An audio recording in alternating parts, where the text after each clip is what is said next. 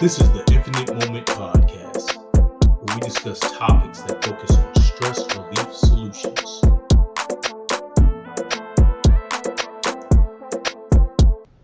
Welcome to another episode of the Infinite Moment Podcast. I'm your host, Attain Nelson, and today we will be talking about discipline, and more specifically, self-discipline. So, this is going to be in relation to how to discipline yourself, what self-discipline means, how to attain more discipline in your life, the motivation and the benefits of discipline, and we're going to get into several different articles to help us dive into this subject matter. Be sure to head over to dissolvestress.com, where right now you can use coupon code TAKEOFF30 to receive 30% off.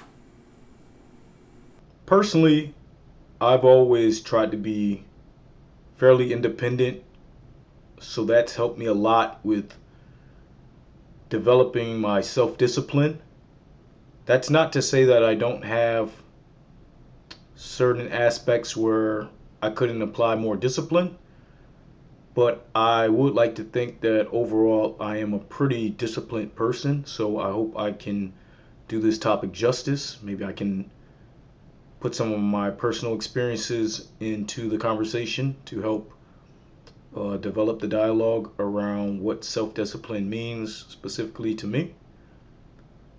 So keep in mind, some of my commentary may be from subjective experiences, but I think there are some commonalities that we can all use to help improve our lives and reach our goals, ultimately build more happiness in our lives if we implement certain skills that are related to self-discipline. All right, so with that being said, let's go ahead and jump into our first article of the day. So our first article comes from jackcanfield.com. It is a blog upload that is titled, "What is Self-Discipline?" What is self-discipline? Self-discipline is the ability to keep pushing yourself forward and taking action toward your desired outcomes. It's the unbreakable determination to keep doing what you should be doing, no matter what obstacles, opportunities, or distractions appear on your journey. It means knowing how to prioritize your time to get the results you want in life. It requires you to say no to the good in order to say yes to the great, and be able to delay your immediate pleasure or comfort in favor of long-term success. Self-discipline is different from self-motivation or willpower, in which it's not so much the fire that propels you forward, but the relentless commitment to keep showing up and doing the work. Without self-discipline, your motivation and willpower will inevitably burn out. So the answer to what is self-discipline is this. It's the consistent practice of chopping wood to fuel the fire every single day, no matter how tired or busy you are, or what the weather is like. The importance of self-discipline. Self-discipline is important because if you want to achieve a big goal, you will run into obstacles that you may not foresee yet. You will have to learn new skills. You will have to put yourself in unfamiliar and likely uncomfortable situations. You will have to take risks, ask for help, and you will experience setbacks and failures. And that's okay. It's all part of the learning process. Knowing how to have self-control and continuing to show up, even in the face of challenging situations, is what is going to ensure you succeed in the long run. Not only does developing self-discipline allow you to achieve your long-term goals, but it also pushes you to perform higher quality work and get better results in everything you do. As a result, it helps you get ahead in your life and career so much faster and accelerates your ability to create your desired reality. Additionally, self-control gives you the tools to better manage stress and anxiety. It boosts your relationships and makes it easier for you to stay fit and healthy. And it will make you happier because even the experiences that bring you happiness require self-discipline to achieve. For example, eating a great meal requires the discipline to learn how to cook or earn the money you need to order it at a restaurant. Even a daily gratitude practice requires discipline to show up and keep pursuing it. How to develop self-discipline. If you're ready to learn how to become more disciplined, the following steps will help you build your discipline muscle and cultivate self-control. First, identifying your strengths and weaknesses. To learn how to build self-discipline, your first step should be to get really clear on your own strengths and weaknesses. What comes easily for you and where do you experience challenges? And what has been holding you back from focusing on developing self-discipline before? Take some time to consider the life you deeply desire to create. What has stopped you from making it reality? How do you respond when things get tough or when obstacles and tempting distractions appear on your path? Identify any reactions or actions on your part that may be stopping you from getting the results you want. If you're serious about learning how to be more disciplined, it's also a good idea to ask for feedback from people who know you well and want the best for you, both in your personal and professional life. Ask them what they think your biggest strengths and weaknesses are and how those weaknesses may be holding you back. Self-awareness is a powerful tool for success. Second, visualize your goals. What is self-discipline without a goal to work towards? The clearer you are on what exactly you want to achieve, the easier it will be for you to remember why you're showing up to do the work. And you will continue to build your self-discipline muscle over time through consistent daily practice. Take some time to write down your goals in clear detail, making sure that they fall under the definition of SMART goals: specific, measurable, attainable, realistic, and time-bound. You can also visualize the goal itself, as well as what you'll need to do to achieve it and the specific steps you'll need to make it happen. Once you have your vision written down, revisit it every day and spend at least a few minutes visualizing yourself successfully going through the steps of accomplishing your goal and experiencing what your life will be like once that goal has been achieved. This will make it so much easier for you to stay focused and overcome any fear or hesitation you may feel when stepping into unknown or unfamiliar situations. Third, find motivation to keep going.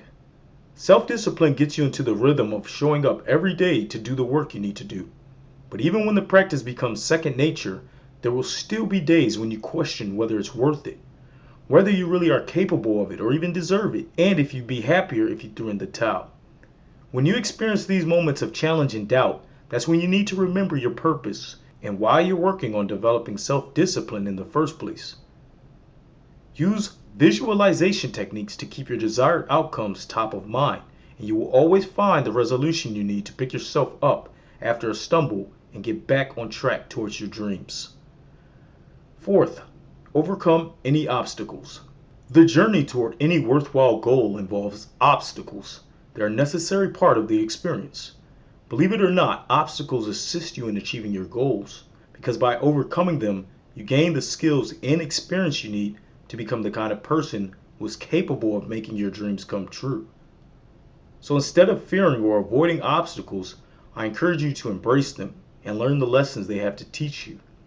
And if you want to overcome them with minimal time and effort, I encourage you to come up with a strategy on how you will address possible roadblocks before they appear on your path. Number 5, develop success habits. What old habits are getting in the way of your self-discipline? And what new daily habits or mindset practices could you replace them with that will make developing self-discipline easier for you? For example, you could practice going to sleep by a certain time every night to ensure you have enough energy to show up as your best self and make decisions that support you in learning how to be more disciplined in your life. You could also set alarms on your phone or smartwatch that remind you to do your daily push-ups, meditate, and journal every morning, or complete any other task that is helping you cultivate greater self-discipline. Building these small success habits will guide you to achieve bigger goals in your life. Number 6, connect with a mentor. Any goal you want to achieve has almost certainly already been accomplished by someone else. The good news is that means there are people you can connect with who have walked the path before you, who can share their experiences with you and give you invaluable advice on what to do and what not to do to make unstoppable progress towards your goals. This may involve seeking out mentors and coaches who can keep you accountable and motivated as you work on becoming the kind of person who is capable of making your dreams come true. Generally speaking, it's easier and more effective to work with an experienced coach or mentor than to rely on your family and friends to hold you accountable for your goals. You need an impartial figure who has real experience achieving success and won't let you get away with making excuses or blaming others for the results you get. And number 7, measure your progress. Sometimes we get so lost in wondering what self-discipline is and if we're implementing it effectively in our lives that we lose track of how far we have come and everything we have accomplished in the process. That's why it's so important for you to track and measure your progress as you work on having self-control and developing self-discipline. I encourage you to keep a success journal and spend a few minutes every evening writing everything you did that day to strengthen your discipline and what type of results you got from your efforts. Being able to look back on everything you've achieved will help you understand what you're truly capable of achieving and will help fuel your desire to keep moving forward. And here are a couple tips to be self-disciplined. Avoid distractions. Create your daily and weekly schedule based on your top priorities and don't let anything pull you away from accomplishing the goals you set for yourself. There will still be plenty of time for fun and relaxation after your most important tasks have been dealt with. Don't let fear of failure stop you. Courage isn't the absence of fear, it's the ability to feel the fear and take action anyway. Making mistakes is the only way we learn how not to make mistakes. So embrace the roadblocks, learn what they have to teach you, and keep moving forward. Reward yourself a job well done. Keep track of your results and celebrate your wins. If you've been able to implement a successful habit every day for 30 days, such as eating 2 cups of vegetables, going to bed by a certain time, or making sure the dishes are washed before you go to bed, give yourself a reward to celebrate. When you set goals and celebrate your achievements, you will be more likely to set even bigger goals in the future. When in doubt, return to your vision. Remind yourself what your ultimate purpose is and what your goals are, and why you wanted to cultivate self-discipline in the first place. You're doing it to become the kind of person who is capable of achieving any goal you can imagine. Practice prioritizing, even the small stuff. Whenever you have any sort of decision to make, ask yourself, will this move me forward toward my goals or take me further away? Then focus on always making the decision that will push you closer to your dreams. Become an unstoppable action taker. Self-discipline isn't a mindset or a goal in itself. It's a practice. It's the act of getting out of bed and brushing your teeth and repeating your affirmations to yourself every morning. All the best intentions in the world won't help if you don't do anything to manifest them. If you want to achieve any goal in life, action is required. Cultivating self-discipline is the key to making unstoppable progress towards your goals. So if you have big dreams for your life, focus on developing self-discipline and you will be amazed at how much easier your life will become. So as it stated in that article, it takes self-discipline to ultimately achieve the goals you wish to achieve in your life. To become the person who you ultimately know you want to be, or to fulfill your life's purpose. Self-discipline isn't meant to punish yourself or make your life unfun, but it is a refocusing of your life to ultimately get to a point where you want to be, to achieve a goal, to move your life in the direction that you ultimately dream of it becoming. So, yes, there may be times that you will have to sacrifice a more immediate pleasure in order to develop a longer term version of success or happiness. That's not to say that you should never look to have, pleasures or in the moment things that are ultimately more exciting than maybe doing some work that will get you somewhere else. But it's about finding that balance and not always just taking the easy way out. Actually setting goals, planning, and understanding where you wish to ultimately go so that your energy, your focus is in alignment. That's what takes self-discipline. The showing up every day, the doing the monotonous things over and over, approaching and dealing with issues that you may not be comfortable with, overcoming setbacks, learning new things. All of these take self-discipline. Okay, when you're an adult, you don't have someone there that's going to write out your life plan and make sure you adhere to that. That's no one's job except for yours. If you're a person who is motivated to achieve things, you have to use self-discipline to ultimately achieve it. So, personally, in my life, one of the most recent experiences I've had when it comes to self-discipline is basically learning the refrigeration or HVAC industry.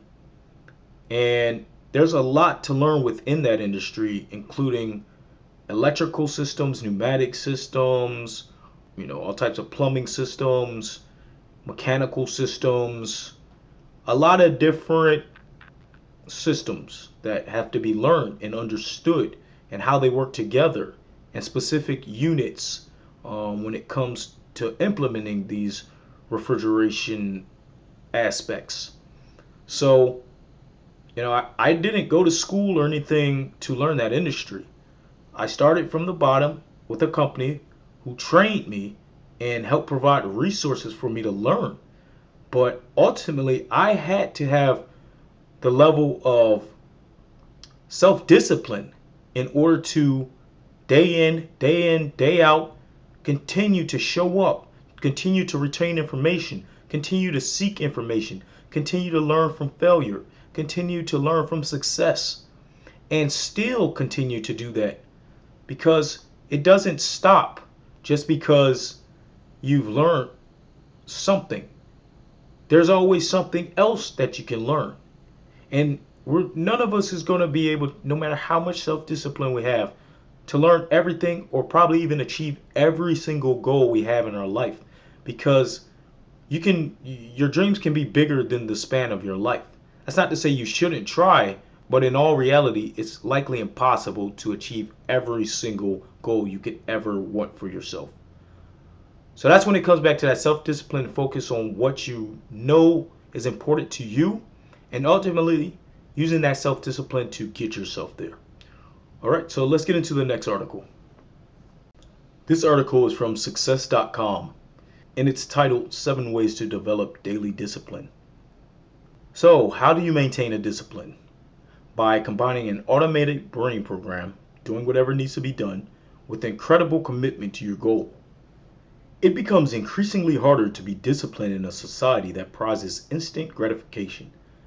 We're more concerned about feeling good all the time, so we seek immediate pleasures, whether it's a new car, an exotic trip, or a new partner. Our long-term goals are not so important anymore. We get comfortable and wait for a special event to give our lives meaning, happiness, and success. Discipline is the difference between being in control of your future and letting your environment dictate your destiny. Discipline means freedom and happiness. It gives you the ability to do what you want because you know you can learn how to achieve any dream you set your mind to.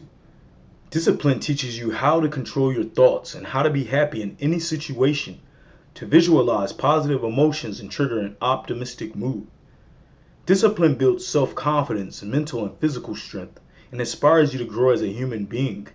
With growth comes the ability to enjoy life in deeper, more meaningful ways. Anyone can develop discipline. It's a skill and it's not complicated. You just have to train yourself for it. Here's how. Set big goals. When you challenge yourself to achieve bigger goals, you really dedicate yourself to the craft. The more time you spend on it, the harder it becomes to quit. Once you have spent so much sweat, time, and effort on it, if you quit, it will be for nothing. The bigger the goal, the more invested you become. Set clear goals. Clearly define what your goal means to you and what you will specifically do to achieve it. If you set a goal to live healthier, for example, will you go running every day? At what time and for how long? Will you eat healthy? If there is no clear goal, there is no opportunity to create the specific steps you need to accomplish it. Number 3, know that every day matters. When you wake up in the morning, Do you know what's most important for you to accomplish that day? Every goal, every priority you have set for yourself has to be done. It will determine whether your dream lives or dies. Athletes know if they skip even one training session, they are already behind. They know that they will lose a competition that is still 3 months away if they don't do what they said they would, if they don't follow through with their plan, if they aren't disciplined. Don't argue with the plan. If you want to go to the Olympics, each training session matters. There isn't one that's less important than another. It's the same with everything else in your life. When you start the process, you cannot question it. You cannot hesitate. You cannot back down. You have to work hard every single day to reach your dream full force. Build a no matter what mindset.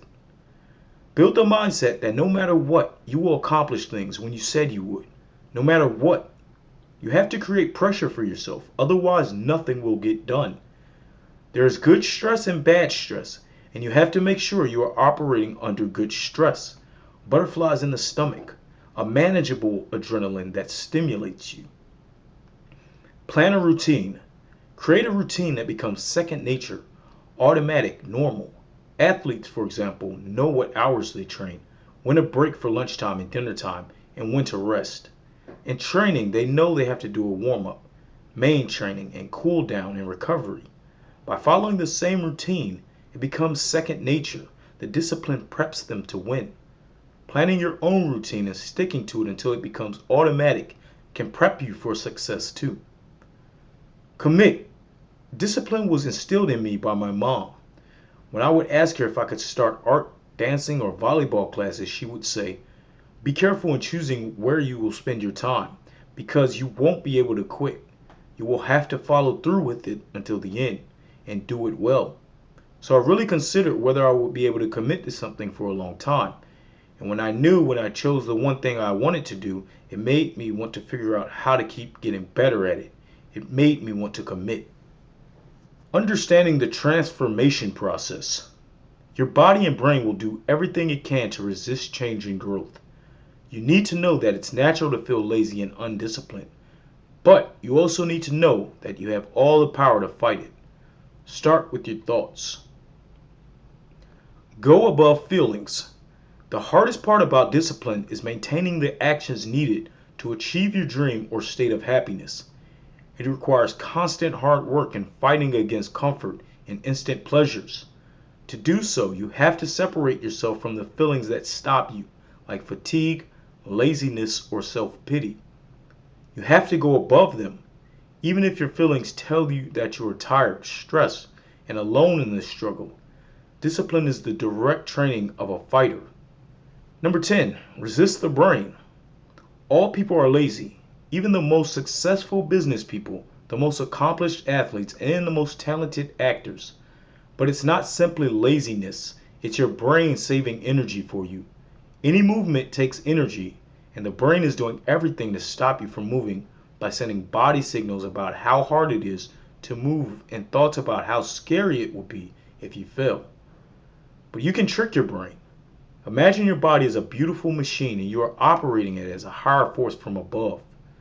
Separate yourself from your body. Play it as a computer game. You're the one who commands your body to accomplish tasks. And number 11, find pleasure in the hard work. Shift your focus to the process and concentrate on getting the work done faster and better every time. Speed is important. You have to move quickly in order to achieve perfection in a set amount of time. So many people quit too early. Success is all about persistence, and discipline is what gets you to your final destination, the realization of your dream. The more you learn about your craft and your capabilities, when you start seeing yourself improve, the results will make you hungry for more. Self-improvement is an amazing drug. I love discipline because it is a source of power. It is an engine that helps us understand and explore our capabilities and life's opportunities. Discipline is not boring. It's the freedom to put all our energy into creating something meaningful and beautiful. It's up to us to choose the life with discipline or without, with a goal or without, with a dream or without. Okay, so in that article, it really emphasized the importance of going beyond laziness, um, pushing beyond your emotional state of not wanting to do something day after day after day to the point where you begin to look forward to and enjoy that uncomfortability or that thing that you may feel like you don't want to do right now. Because when you push through that initial thought or emotion and just get to doing it, you realign your mind and your focus. And the thoughts of not wanting to do it can actually be replaced with the motivation to work towards that goal even harder. And the more you invest your time, the more that time investment will reflect in the results you see. So that's actually an important lesson I've learned more recently within the last few years regarding self-discipline. That it's not about just being disciplined in things that you want to do and you do that to an extreme, but things that you don't want to do, you're better off just getting right to doing those things. Not to say to go in blind or completely not understanding what the goal is, but at that point, once you know what you need to do, you just get right to getting it done. So, for example, for myself, doing this podcast weekly is self discipline. I know how much time I have to get it done. I know the time commitment for recording, for editing, for topics research, for looking into marketing and ways to grow the podcast. In addition to having still to work a full-time job, to trying to maintain an active lifestyle in terms of health and working out and playing sports and being active in that way. There's also other commitments where I want to make sure I'm not just always doing things that feel like work, but also being self-disciplined enough to know, okay, let me try to put myself in certain social aspects or nightlife, relaxing type aspects where not all of life is just work. Even that's a self-discipline that it takes to be motivated to want to do that. Especially if you're not naturally extroverted in that way. So for me personally, once I was able to push beyond the initial thoughts of I don't want to or I don't feel like doing this thing right now, and to just doing it at the time where I know it needs to be done, it's taking a lot of the pressure off the situation. So yeah, I recommend trying to overcome and start pushing through when you know there's things that come up that you don't want to do, but you know they need to be done. Try and push through that initial thought and just start getting it done in that moment.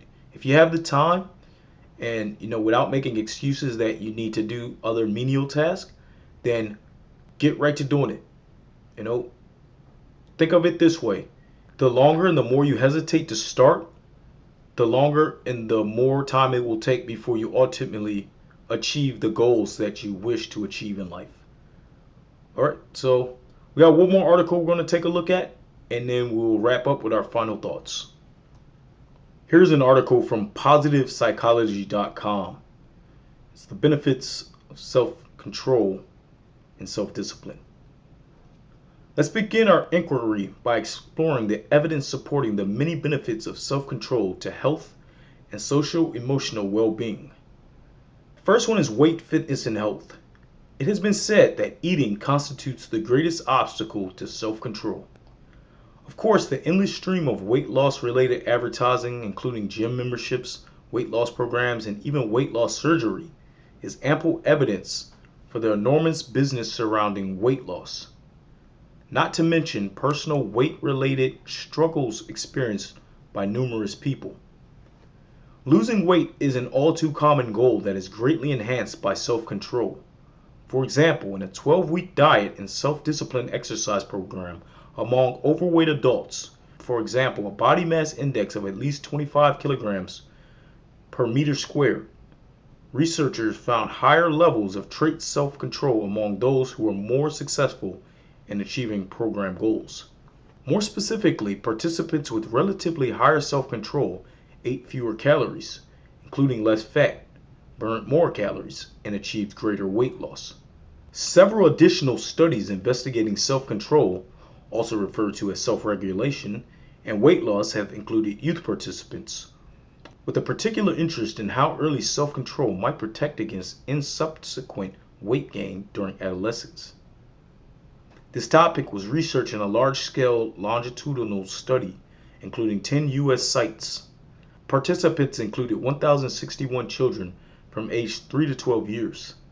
Self-control and body mass index were assessed at baseline, as well as multiple time points covering a total of 9 years.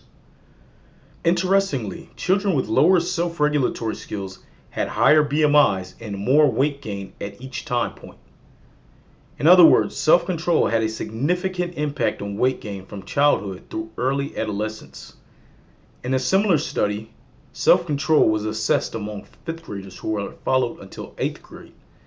This study found that 5th graders who were higher in self-control evidenced significantly decreased BMIs over the following 3 years. Finally, weight gain during the transition from childhood to adolescence was examined in another longitudinal study among 844 children. This study, which included both parent and teacher ratings of self-control, indicated that those who were higher in self-control were less likely to be overweight at age 15. The authors noted that the ability to control impulses and delay gratification represented significant factors affecting the avoidance of weight gain during adolescence. The combination of these studies provides compelling evidence for the power of self-control early in life to predict healthy weight over time, including during early and middle adolescence. Along with weight, a more general measure of physical fitness has been examined concerning self-control. Specifically, in a cross-sectional, non-longitudinal study including young male participants, various fitness-related outcomes were assessed, including BMI, muscle fitness, aerobic fitness, and leisure time physical activity. Findings indicated that self-control was associated with lower BMI and higher levels of muscular and aerobic fitness. Interestingly, fitness indicators remained significantly related to self-control, even regardless of participants' BMI measures. Medical conditions in adulthood have also been linked to measures of self-control during adolescence. For example, in a compelling study, 9 out of 10 physical and brain-based health issues were significantly less likely among adults who were rated as higher in self-control during adolescence. More specifically, lower self-control was predictive of a higher odds of experiencing depression, ADHD, other mental illnesses, poor hearing, stuttering speech patterns, asthma, cancer, high cholesterol, and high blood pressure. These findings represent a powerful example of the benefits of self-control. Next is academic and career success. Fred Rogers, or Mr. Rogers, referred to discipline as the continual everyday process of helping a child learn self-discipline. He had a point. Along with health-related outcomes, self-discipline also plays an important role when it comes to children's education. For example, a longitudinal study including 164 8th graders found that self-discipline assessed in the fall was related to a variety of important educational outcomes measured in the spring. This study indicated that self-control had a significant positive impact on grades, attendance, and time spent doing homework. Being higher in self-control was also related to fewer hours spent watching television. The importance of self-discipline reported in the study was maintained after statistically adjusting for IQ and achievement test scores. This research lends support to parents who have consistently and perhaps frustratingly tried to impress upon their adolescents the importance of being disciplined when it comes to homework, screen time, and general study habits. With rapid increases in technology related to office automation, a large number of people are working from home. While telecommuting has several advantages for employees such as increased flexibility, it also has its challenges.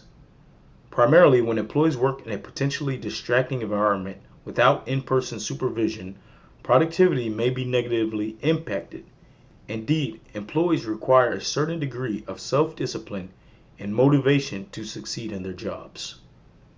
To address predictors of occupational success, Converse, Pathak, and DePaul took a comprehensive look at self-control. The researchers conducted two studies, with the first one examining self-control among 249 full-time employees. In this study, self-control was related to higher salary and occupational prestige.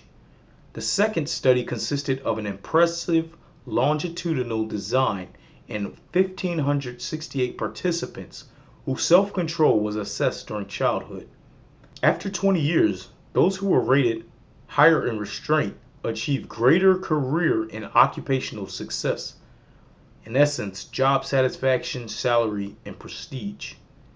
It was also reported that self-control benefited educational achievement, which in turn predicted higher wages and occupational prestige. These findings are particularly relevant for employers given their implications regarding which employees will be most successful, and they are undoubtedly salient to telecommuters. Next is risky and problem behaviors. Behavioral theories seeking to explain deviant, unhealthy, and risky behaviors often address the role of self-control. For example, self-control theory posits that inclinations toward criminal actions occur as a function of an individual's ability to control his or her tendency to engage in such behaviors. Those people who are higher in self-control are predicted to be better able to postpone immediate gratification in favor of long-term rewards. More specifically, long-term consequences influence the actions of a person with ample self-control, whereas the elements of criminal behavior reflect easy and immediate gratification of universal fundamental human desires. A person with adequate self-control is less likely to attend to or invest in these features of a situation than is his or her less controlled counterpart. This theory was tested using a large sample of American college students. Researchers found a higher risk of binge drinking, cannabis use, and prescription drug misuse among participants who were lower in self-control. A review of risky behavior would be remiss if not addressing the period of adolescence. Adolescence is marked by substantial increases in dangerous behaviors such as fast driving, substance use, and risky sexual behavior, among others. While it is not uncommon for youth to misjudge the risk involved in their actions, there are other factors at play when it comes to significant increases and preventable forms of death that occur during this period. One such factor is self-control, as holding off on temptations can be particularly challenging among young people. Consequently, several studies have investigated the various constructs that predict dangerous behavior among adolescents. For example, self-control theory has been investigated concerning youth sexual behavior because of its potential for undesirable and unhealthy outcomes. Research has similarly indicated that the lack of self-control is related to more impulsive or under-controlled sexual behavior, as well as the inability to resist engaging in sexual conduct with an individual who is not the primary sexual partner. Various additional outcomes related to self-control. Research addressing the benefits of self-control also has taken a look at broader spectrum outcomes. For example, in a study, 2 extensive investigations were conducted using a new measure of self-control among college students. Findings indicated that higher self-control was related to better relationships and interpersonal skills, higher grade point average, less binge eating, more secure attachments, and better adjustment as defined by less psychopathology and higher self-esteem.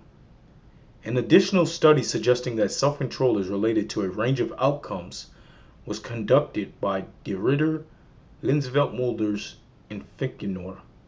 In their meta-analysis of 202 self-control studies, the investigators found positive relationships between higher self-control and the following outcomes: happiness, good grades, committed relationships, and love. Lower self-control was related to the following non-adaptive outcomes: binge eating, alcohol use, occasional speeding, and lifetime delinquency. The authors further noted that the effect of self-control was about the same regardless of whether it was being examined as a risk or protective factor. These findings are consistent with other research supporting a significant association between self-control and both happiness and general well-being. Overall, these studies provide convincing evidence for the impact of self-control across a range of critical psychosocial outcomes. Here are a couple more interesting scientific findings. Using adult participants in each study, a measure of relatively stable trait self-control was examined in relation to life satisfaction ratings. The authors reported evidence for a significant relationship between self-control and both positive emotions and life satisfaction. Perhaps more interestingly, high self-control and positive outcomes were moderated by the ability to manage conflict. More specifically, those with higher self-control also were able to act in a way that reduced conflict and distress. Moreover, individuals with high self-control were also better able to avoid temptations and thereby avoid vice virtue temptations. This research suggests that there is more involved in how self-control affects outcomes, with conflict avoidance representing a key mechanism. So that article shone some light onto the effects that self-discipline has on our health, our careers and academia studies, as well as our behaviors, long-term behaviors. And it referenced studies that were done to show the effects that, being disciplined or having a higher level of self-control has on these different aspects of our life. For example, it talked about how a higher level of discipline, of self-discipline, correlates typically to a more healthier person. Also, studies on how both children in school and adults in the workplace benefit when they develop or attain higher levels of self-discipline. Reach higher levels of pay when it comes to work or careers, achieve better grades when it comes to schooling, move into better leadership and higher positions when you have self-discipline. These are major aspects in our life. Health, wealth, tend to be more positive based on these studies when people have a higher level of self-discipline. So when you look at it that way, you really begin to start to understand how important self-discipline is for shaping the reality of our life, what we will ultimately end up experiencing, attaining, learning, growing from, changing, helping to teach others.